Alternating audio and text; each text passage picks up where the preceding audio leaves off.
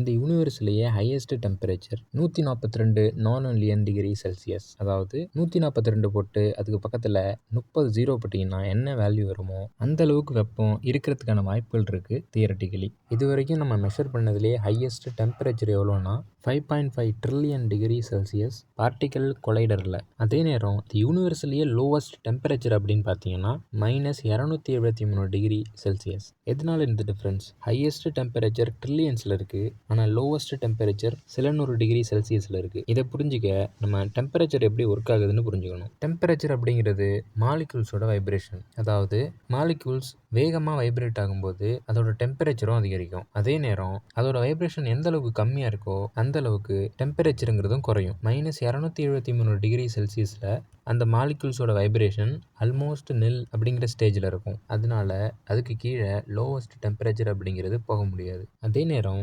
மாலிகுல்ஸோட vibration அதிகரிக்க அதிகரிக்க டெம்பரேச்சரும் அதிகரிக்கும்.